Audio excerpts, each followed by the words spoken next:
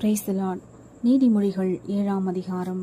என் மகனே, நீ என் வார்த்தைகளை காத்து என் கட்டளைகளை உன்னிடத்தில் பத்திரப்படுத்து.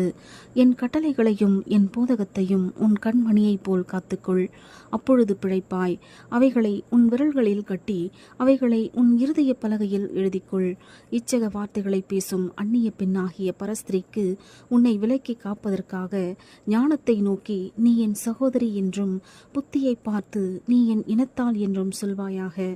நான் என் வீட்டின் ஜன்னல் அருகே நின்று பலகனி வழியாய் பார்த்தபோது பேதையர்களாகிய வாலிபருக்குள்ளே ஒரு புத்தியின வாலிபனை கண்டு அவனை கவனித்தேன்.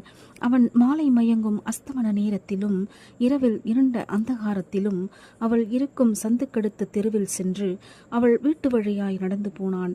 அப்பொழுது இதோ வேசியின் ஆடையாபரணம் தரித்த தந்திரமனமுள்ள ஒரு ஸ்திரீ அவனுக்கு எதிர்பட்டாள். அவள் வாயாடியும் அடங்காதவளுமானவள். அவள் கால்கள் வீட்டிலே தரிக்கிறதில்லை.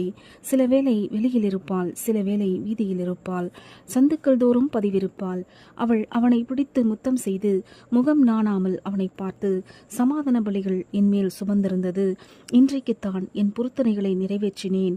ஆதலால் நான் உன்னை சந்திக்க புறப்பட்டு உன் முகத்தை ஆவலோடு தேடினேன். இப்பொழுது உன்னை கண்டுபிடித்தேன்.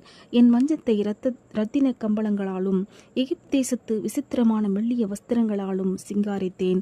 என் படுக்கையை வெள்ளை போலத்தாலும் சந்தனத்தாலும் லவங்கப்பட்டையாலும் வாசனை கட்டினேன்.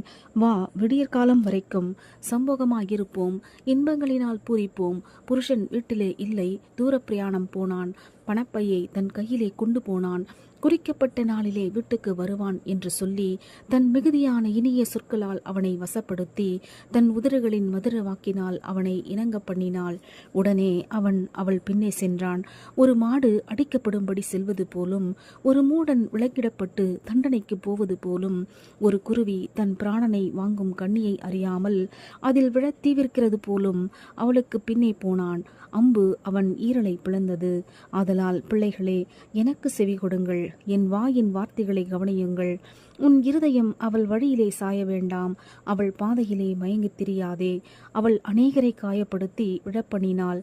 பலவான்கள் அநேகரை கொலை செய்தாள். அவள் வீடு பாதாளத்துக்கு போம் வழி, அது மரண அறைக்கு கொண்டு போய்விடும். ஆமேன்.